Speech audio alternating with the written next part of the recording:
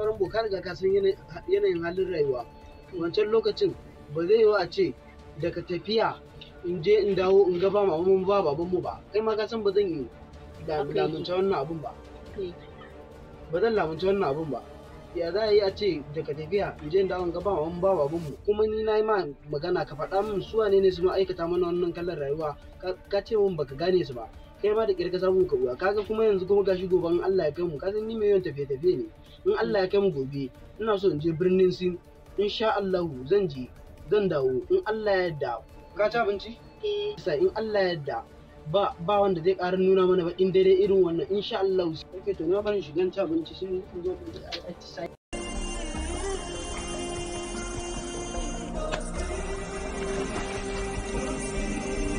किस ओर चलिए आंधी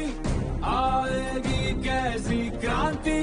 संग्राम या संगम की लहरें लाएगी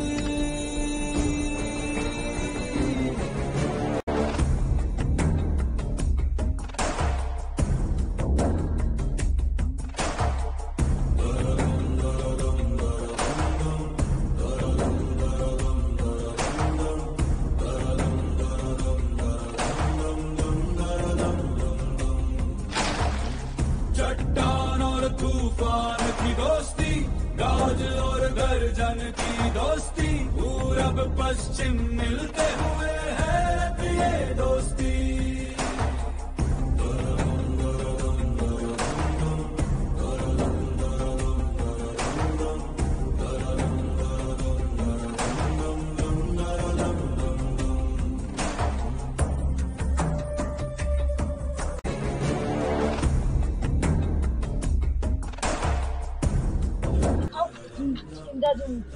Kai, mun so sama ma ɗan gidan sarkin mu ne magani, ko kana da isan da za ka hana ne?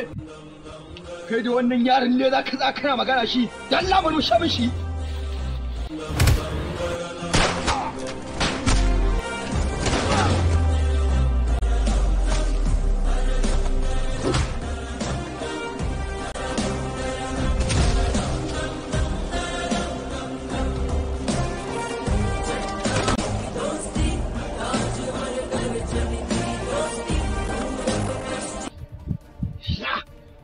زما أنا وقعت لا أخذ أبو زما بشتى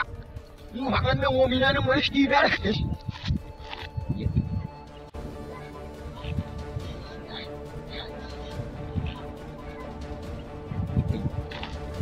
shekara biyu kiran muna neman wannan abun a ce shekara biyu muna neman wannan abun